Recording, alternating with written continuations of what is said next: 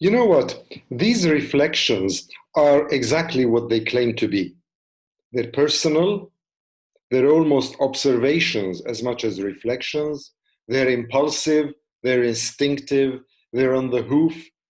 They're not meant to be analytical, they're just meant to reflect, to mirror, to project, to provoke. What else can I say? Welcome to Arm Wrestling with COVID-19 in London. This is, yes, number 25. Over the past couple of days, after having hosted Dr. Elizabeth Kassab to give us a glimpse of how the Middle East, North Africa countries are facing the challenges of COVID-19, I come back to base. And base is London, base is England, base is the United Kingdom, and in a larger sense, base is Europe. And over the past couple of days, I've heard all sorts of news. For instance, did you know that now barbers are fully operational and their shops are open in Sweden? If you look at my hair, you can guess why I keep coming back to the issue of barbers. And then we've also learned that in New Zealand, things are back to normal. The country is open. The wonderful Prime Minister, she had a little dance of celebration. And then now anything from pubs to rugby games to what have you are happening in New Zealand. Then, of course, we looked at the fact that the WHO said that there are 7 million cases of new coronavirus across the world, and that's a heavy toll. And the story goes on and on. Shall I add, for instance, here in the UK, we're still grappling with issues to do with COVID-19.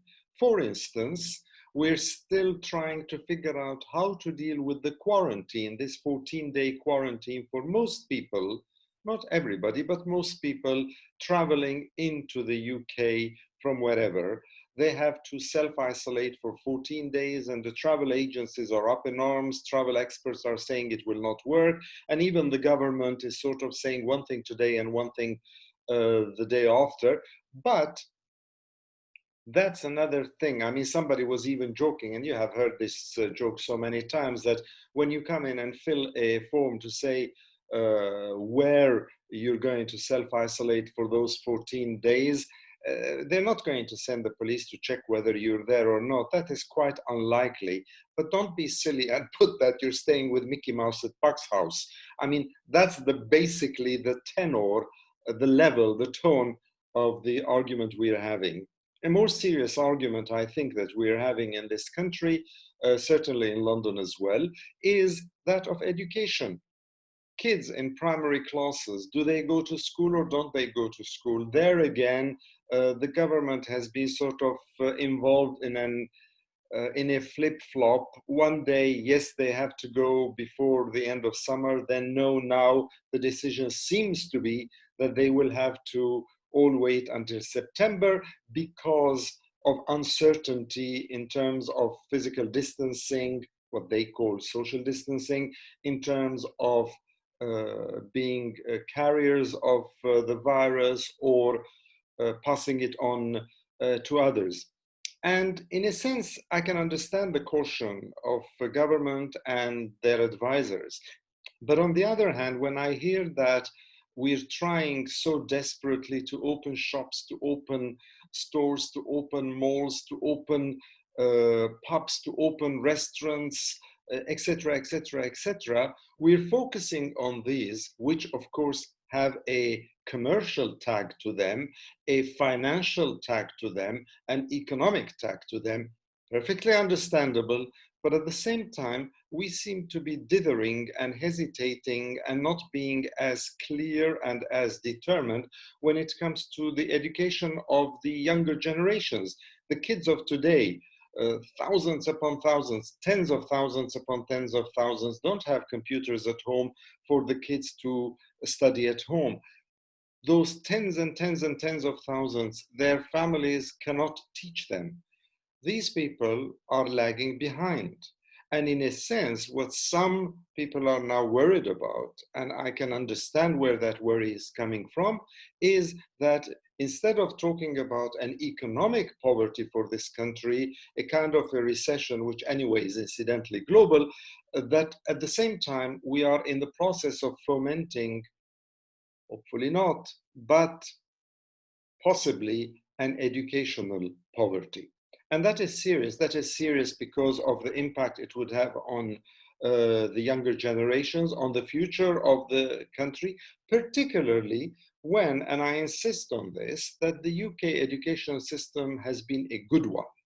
And therefore, anything that challenges that, anything that minimizes it, anything that detracts from its importance raises alarm signals in my head. So when I'm listening to the reports about the seesawing of decisions on this, of course I get concerned. And what do? I just share it with you. It's impulsive, it's instinctive, it's you've heard it before now and in earlier episodes.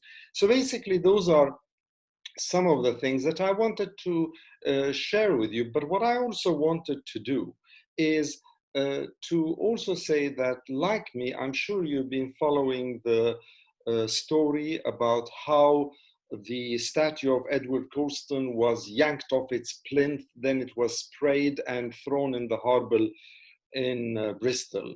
Now that has provoked a lot of reactions because that comes in the context of Black Lives Matter. Yes, Black Lives Matter. But I'll tell you what, I've also seen Palestinian lives matter. Yes, they do matter.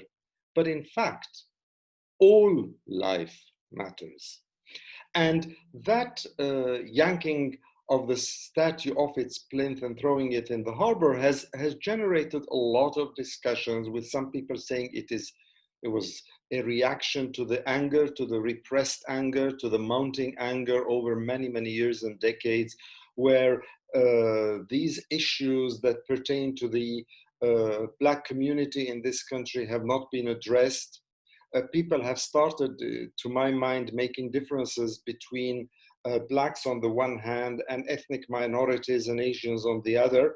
I'm part of an ethnic community. I'm Armenian. So in a sense, I can understand the tensions. But I'll tell you what, also, for instance, yesterday, this whole recycled story about bringing down the statue of Cecil Rhodes at Oriel College in Oxford has also come up. Now, Cecil Rhodes, of course, was famous for his British sense of imperialism and his belief in white supremacy as well, like Edward Colston, who did his fortune from the trading of slaves and then tried to spend some of that money for the benefit of his city, hence why some people are a little bit reluctant to be too critical of his legacy. In a way, bringing down those statues reminds me of something I watched personally with my own eyes, which was the bringing down of Saddam Hussein's statue in Iraq many, many years ago, when his regime was toppled. But let me again put a note of caution there. Black lives matter, all life matters, and yes, change has to come. But I'm not sure that change should come or will come or can come through acts of violence. I don't feel comfortable with that, and I don't think many people feel comfortable with that. Now, the standard answer to that, and I've heard it on the radio, I've seen it on the telly, is a lot of people coming and saying, justifiably, rightly so, listen, we've tried for years and years and years and years to campaign for a peaceful improvement of the laws and the inclusiveness in society, etc. Nothing has happened. We had to resort to this. The only way that you can make yourself heard is to basically act, and sometimes act in violent ways. I do not agree with that. In my own character, in my own nature, forget that I'm a lawyer, think of me as a human being. I do not agree with that. However, The government cannot just stand up in the House of Commons like the Home Secretary did and condemn people for thuggery, etc., hooliganism, and stop there. What the government has to do is to show in practical, concrete terms what it is doing in order to improve the situation, in order to redress the situation, in order to address before redressing actually the situation. That is what is necessary, to show effectively, concretely, practically on the ground that things are happening through legislation, through practice, through all sorts of things, through appointments, that an effort is being made to become an inclusive society for all parts of the community in this country. That is basically, for me, the challenge that the government faces. And that, for me, is why I would disagree with the issue of violence being the way forward. So let me just stop there. Let me leave it there so that I can actually be faithful to my idea of impulsive, instinctive, blah, blah, blah. And I know some of you might wonder why I post and publish those little episodes.